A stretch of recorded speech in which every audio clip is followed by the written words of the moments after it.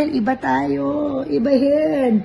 Look at what I'm doing. Drip and lock sa Senado. Drip anywhere.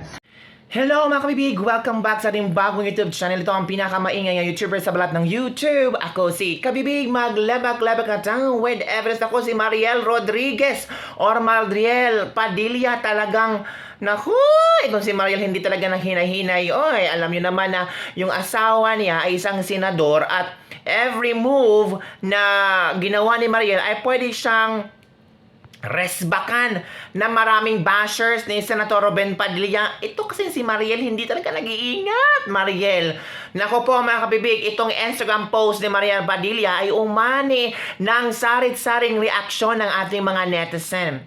Marami ang nagsabi na okay lang yon, asawa naman siya ng senador, karapatan naman niya na gawin niya kung ano ang gusto niya. Pero yung iba talaga ay talagang pinuna ang ginawa ni Mariel na nag-gluta grip sa office ni Senator Robin Padilla at kitang-kita talaga doon si Senator Robin Padilla.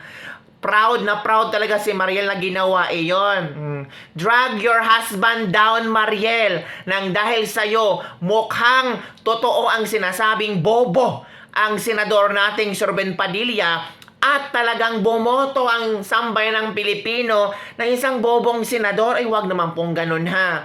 May ginawa po si Senador Robin Padilla at wag naman nating agad-agad husgahan na dahil lang sa gluta grip ni Mariel ay idadrag natin ang kung ano ang ginawa ni Senador Robin Padilla. Ito yung sinabi ng mga netizen Ito kasi, si Mariel, sabi ni Mariel sa kanyang Instagram post na ngayon ay deleted na, drip anywhere is our motto. I have an appointment with the particular product but I was going to be late so I had it done in my husband's office. I never miss a drip, mga ganon ba, collagen production, mga ganon.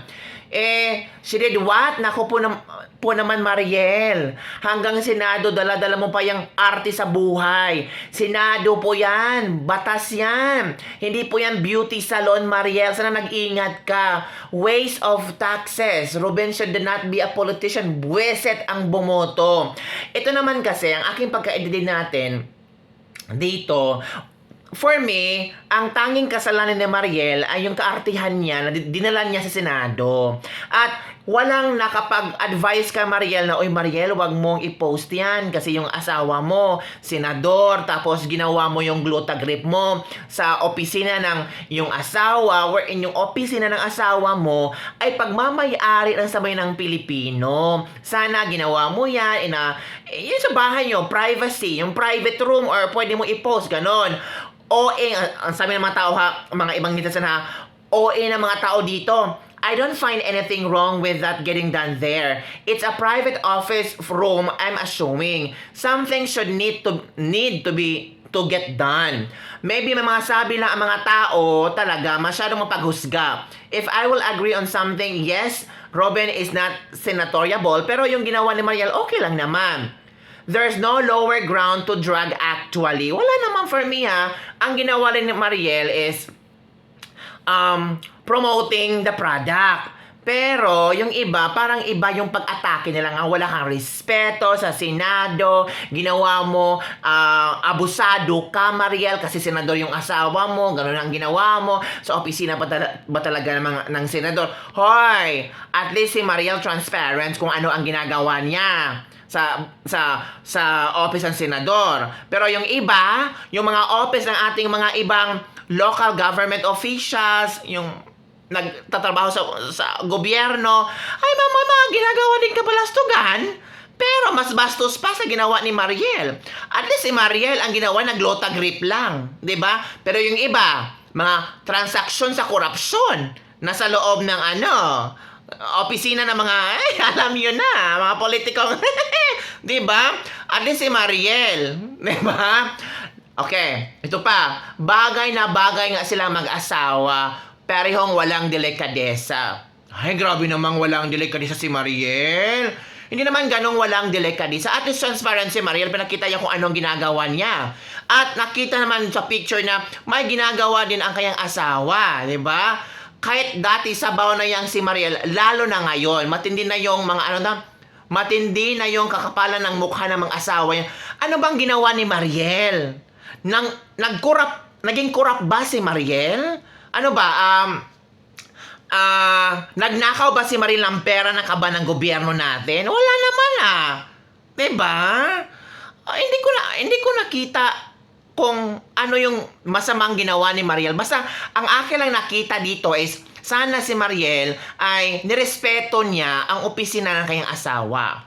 Pero kung binigyan man siya ng patnubay or pagtugot or sabi ng asawa niya, okay, pwede ka naman dyan. Wala namang problema yan. Wala tayong problema yan. Opisina yan ng senador natin.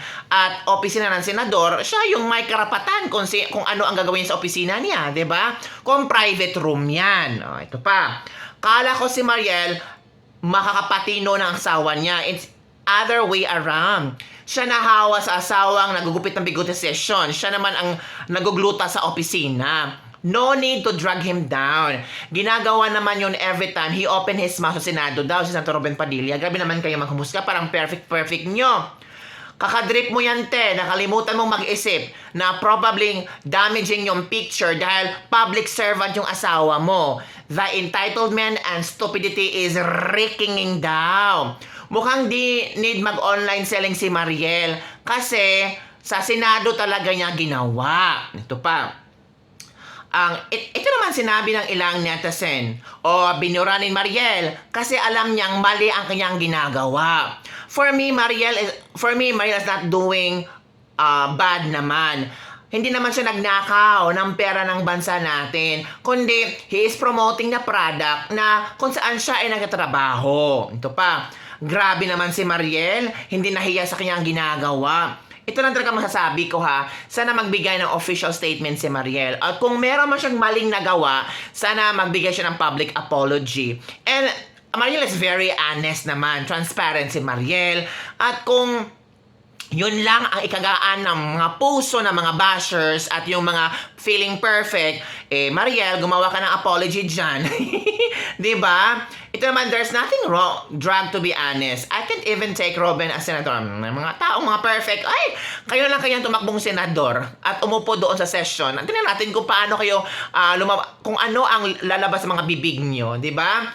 Ay, nako. So, yun lang mga kabibig ang ating latest lebak-lebak for today. By the way, may pinost na video din si Attorney Chel Jokno tungkol sa Glutagrip.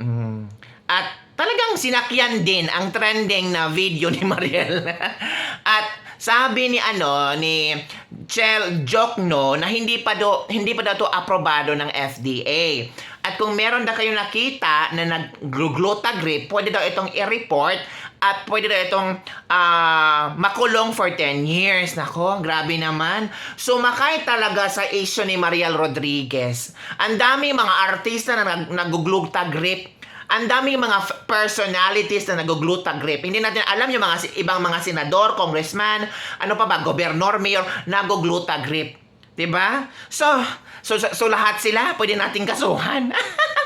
Kung merong witness. Ito naman si Maria talagang bulgaran, diba? So, basta lang sumakay sa issue, sakyan natin ang issue para pag-usapan tayo at pwede makakuha ng simpatya ng mga tao. Bahala na kayo dyan. Comment down below. Ito ang tanong ko. May mali ba sa ginawa ni Mariel na glutagrip sa opisina ng kanyang asawang si Senator Robin Padilla? Comment down below. Don't forget to like, subscribe, and share this video. Bye everyone. See you next time.